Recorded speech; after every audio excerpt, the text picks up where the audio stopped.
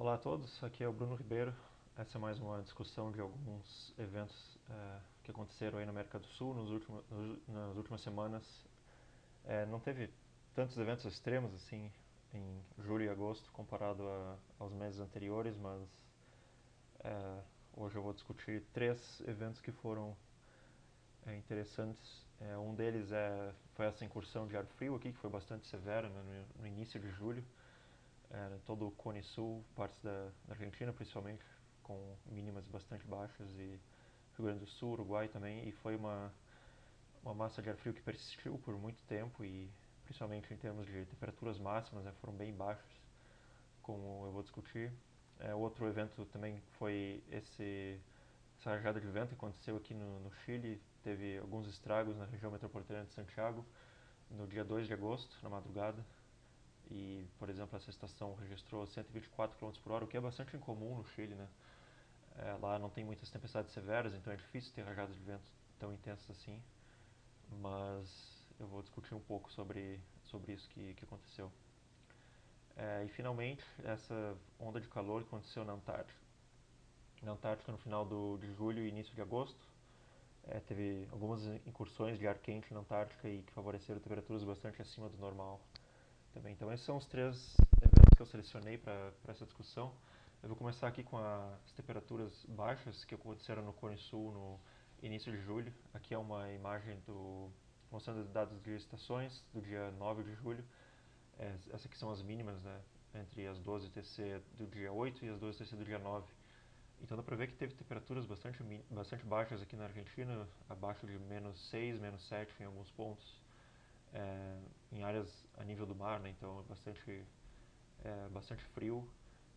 Não é nenhum frio excepcional, não é nenhum recorde, mas é algo que não tem ocorrido muito, né, nos últimos anos, porque os invernos têm sido cada vez um pouco mais quentes e então é difícil ver uma massa de ar com essa intensidade, né? E outro fator interessante também é que essa massa de ar persistiu por muito tempo. Aqui tem dados de Canguçu, desde o dia 20 de junho até o dia 20 de julho. E a gente observa que aqui entre o dia 5 e o dia 15, mais ou menos, a temperatura máxima não passou de 10 graus, né? O primeiro dia aqui do final dessa onda de ar frio foi no dia 15, né, quando a temperatura passou de 10 graus, mas foram vários dias com temperaturas máximas abaixo de 10 graus, o que é bastante comum nessa área do Rio Grande do Sul.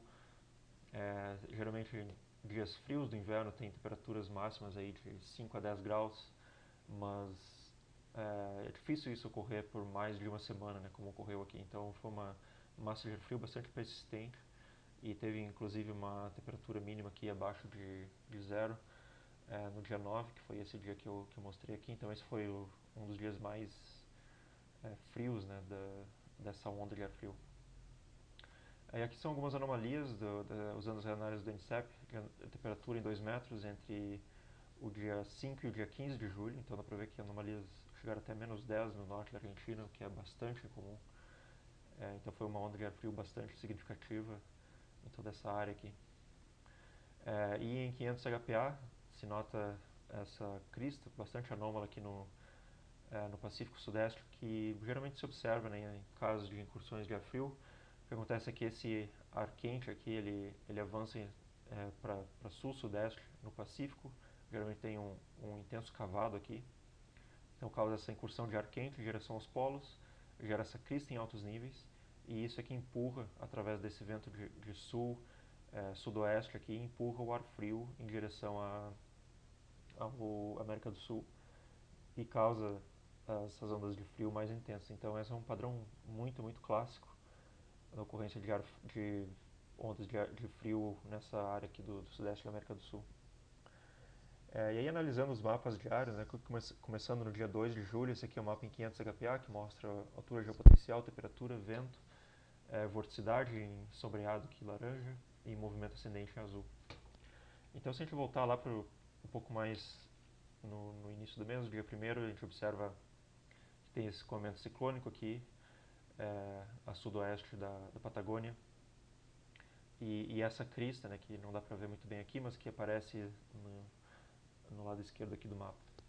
Então, conforme a gente vai avançando no tempo, a gente vê que tem essa perturbação aqui que avança de latitudes polares para nordeste, associada a esse intenso vento em 500 HPA e que também aparece aqui em 250 HPA. Né? Então tem esse intenso escoamento de sul associado àquele cavalo. E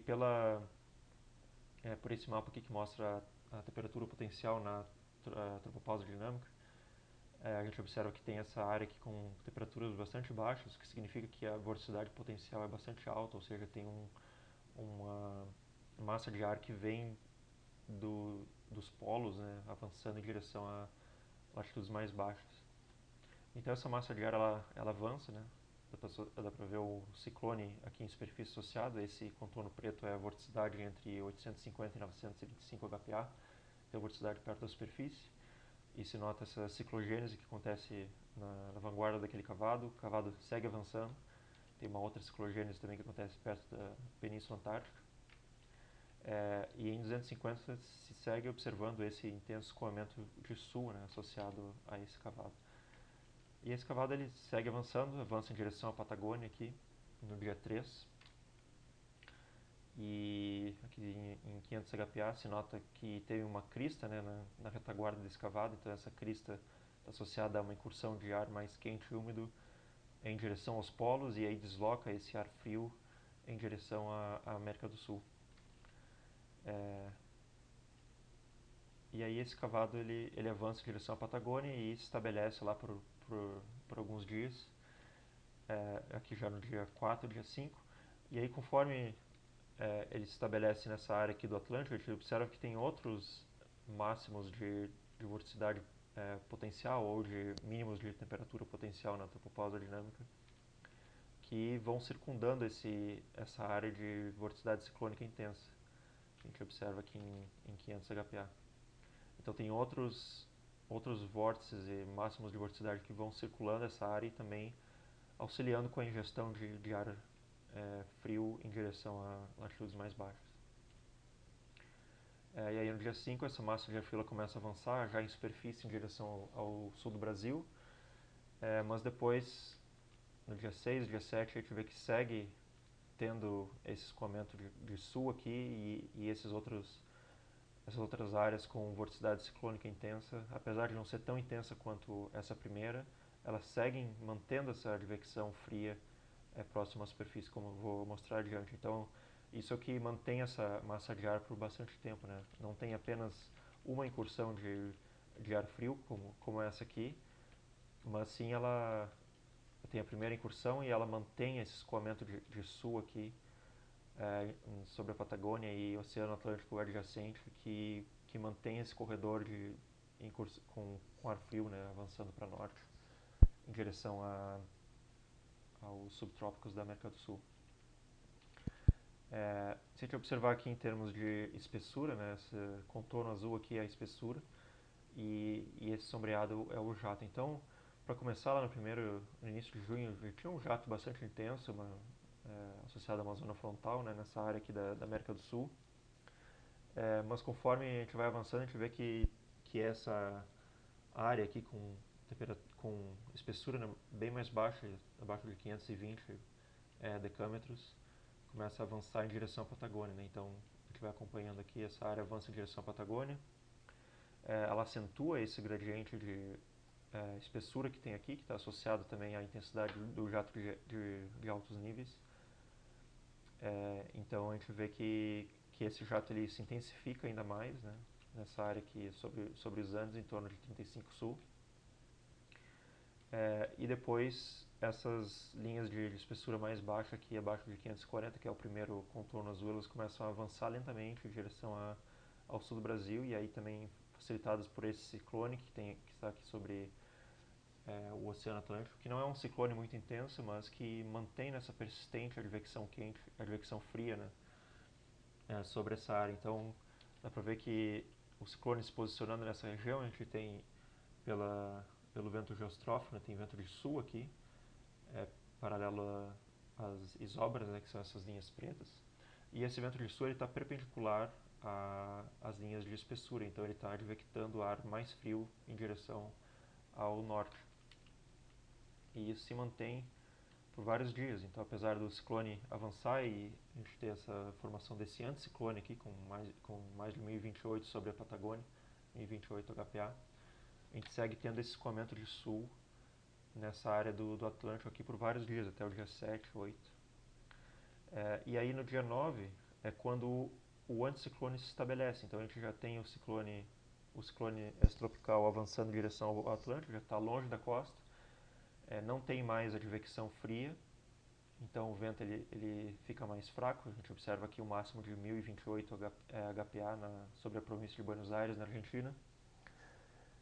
E esse vento fraco ele é fundamental para fazer com que as mínimas sejam baixas, né? Então, apesar de ter estado frio a partir do dia 5 de julho, apenas no dia 9, dia 8 e dia 9 é que tem um anticiclone pós-frontal que toma conta da região e aí permite que ocorra o resfriamento radiativo, que é o que levou a essas temperaturas aqui bastante baixas, né? Então, o frio começou no dia 5, dá para ver as máximas baixas, as mínimas também razoavelmente baixas, mas ainda com um vento relativamente intenso, né? Esse aqui é o vento médio nesse período. E aí no dia 9 a gente segue tendo temperaturas ficam mais baixas, o vento ainda segue um pouco intenso, mas ele já diminui um pouco, né? Após essa advecção de ar frio que teve aqui no dia 8. Então, a partir do dia 7, dia 8, o vento intensifica, depois ele reduz um pouco a intensidade e aí o frio fica mais acentuado, né, nessa região. Se a gente pegar uma outra estação aqui, por exemplo,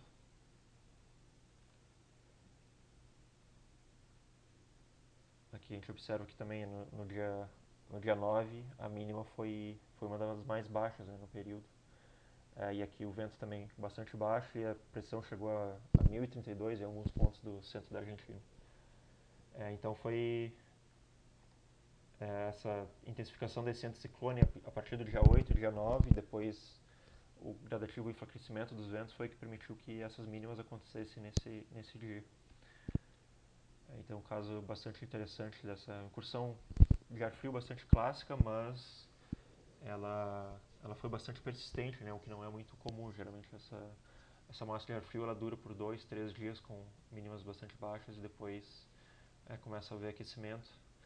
Mas nesse caso não, houve essa migração desse cavado em altos níveis em direção ao Atlântico Sul, aqui a partir do final do início de julho, e depois ele permaneceu nessa área aqui do oceano por alguns dias e manteve esse escoamento de sul por algum tempo. Então foi uma situação um pouco diferente nesse quesito, né? Bom, agora eu vou focar um pouco nesse outro evento que aconteceu no Chile, já foi no início de agosto, dia 2 de agosto, essa rajada de vento intensa.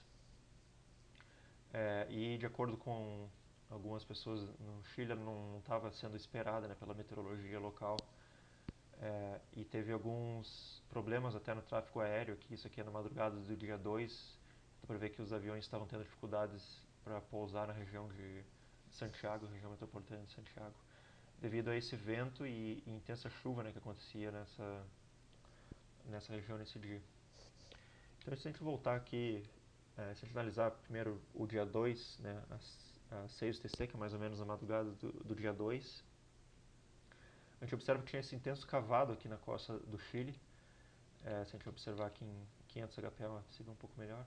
Então, esse acentuado cavado e a região de Santiago, que é mais ou menos aqui, em torno de 33 graus sul, ela estava estava sob a ocorrência de levantamento intenso, né, pelos contornos azuis, na vanguarda desse cavado, e ocorria também precipitação, né, nessa área durante a madrugada. Então foi essa frente fria aqui associada a esse cavado que avançou gradativamente em direção à região metropolitana de Santiago e aí causou esses ventos intensos na madrugada do dia 2.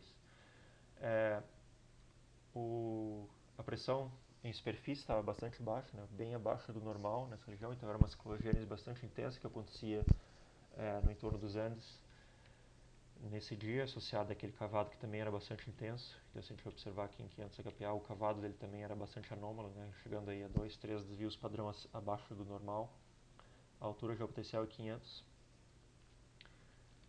E se a gente observar a evolução desse cavado, a gente vê que ele evolui a partir desse vórtice que estava aqui sobre o Oceano Pacífico, que se move lentamente em direção aos Andes.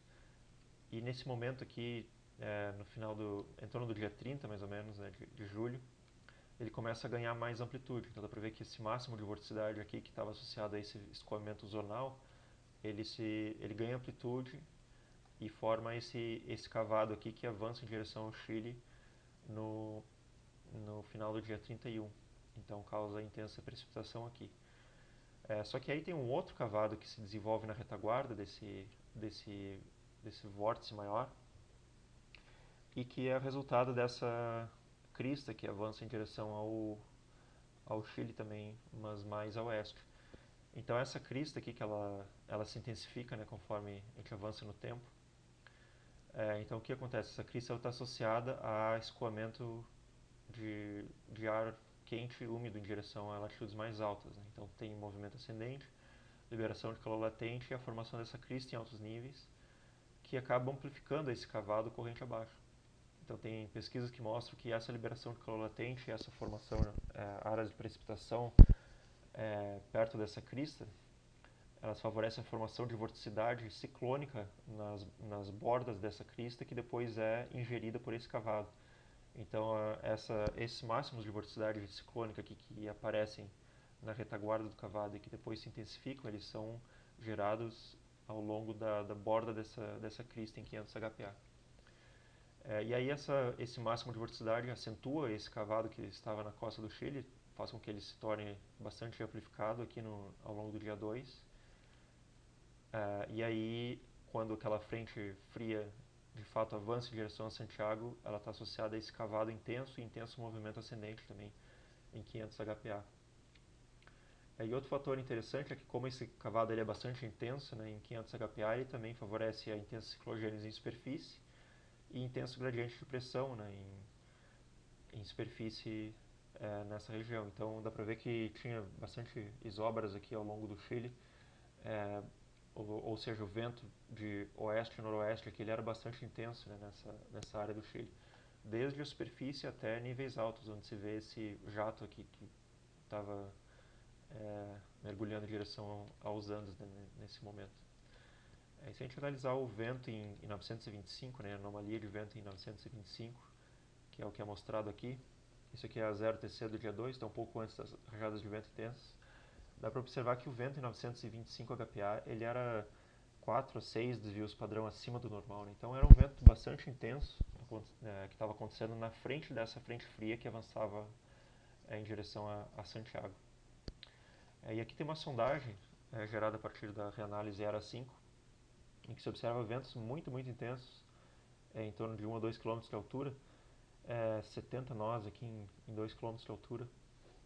Então o que acontece? Quando tem esses ventos muito intensos e tem precipitação também associada a essa situação, que dá para estimar aqui pelo campo do GFS também, que mostra essa precipitação acontecendo aqui a 6TC do dia 2, que é quando aconteceram as rajadas de vento intensas.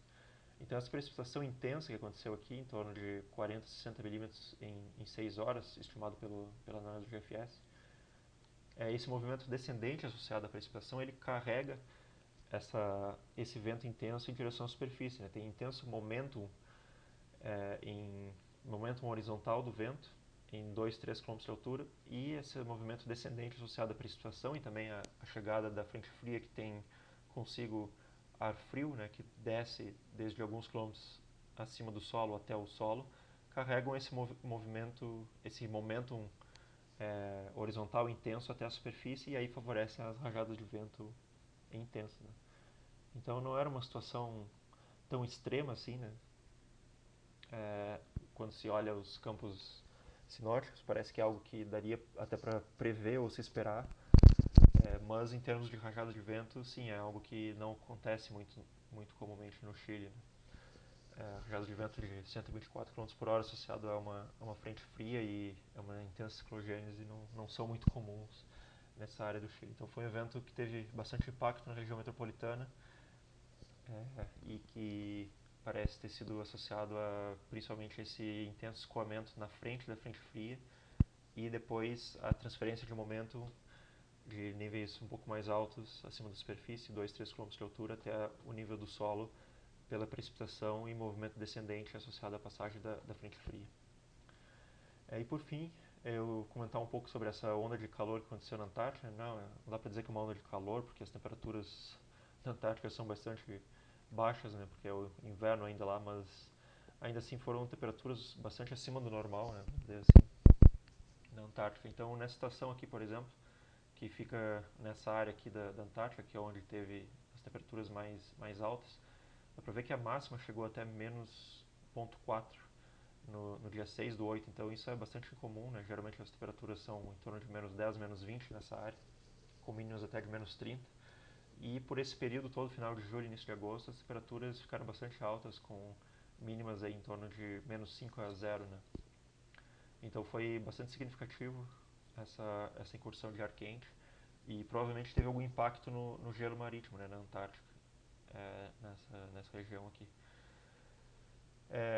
E aqui é essa análise do GFS aqui mostra só até o dia 4 de agosto, né, então é o final dessa onda de calor, mas dá para ver que tem essas anomalias de altura geopotencial em 500 HPA muito intensas, né, chegando aí a menos 5 desvios padrão abaixo do normal nessa área aqui da Antártica, né, que fica mais ou menos a sul da África.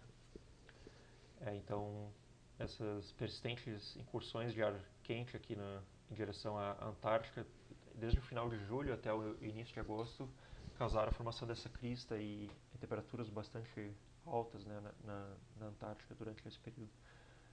E se a gente analisar uma anomalia de altura geopotencial em 500 HPA, a gente vai ver que em toda a Antártica, né, mas especialmente nessa área, tinha anomalias positivas, né, nesse final de julho e início de agosto, significa que a Antártica esteve mais quente do que o normal, e isso favoreceu esse deslocamento dessas áreas com anomalias negativas em direção a latitudes médias, né? Então, nesse período esteve mais quente na Antártica, mas esteve mais frio em latitudes médias. Então, esse ar mais frio sobre a Antártica ele foi deslocado em direção a latitudes mais baixas e provavelmente a Patagônia, talvez sul da África, que tiveram temperaturas mais baixas do que o normal devido a isso, né? E a anomalia de temperatura em 2 metros é bastante impressionante. Aqui dá para ver que tem anomalias de até 20 graus Celsius acima do normal aqui em áreas da Antártica. Então é uma onda de calor bastante incomum e bastante impressionante, né, para manter essas anomalias de 20 graus Celsius acima do normal nesse período de aproximadamente 10 dias. E essas ondas de ar quente aqui, ondas de calor, né, mas não dá para dizer que é uma onda de calor, mas sim uma incursão de ar quente na Antártica, elas têm sido mais comuns, inclusive nos meses de inverno, possivelmente devido ao aquecimento global, e elas têm contribuído até para a redução do gelo marinho, né, no entorno da Antártica. Então era isso, uma discussão breve sobre esses 3 eventos que aconteceram aí nesses últimos meses, e agora final de agosto e início de setembro pode ser que comece a temporada de tempo severo, então talvez a gente tenha alguns eventos de tempo severo aí também para discutir. Então era isso e até uma próxima.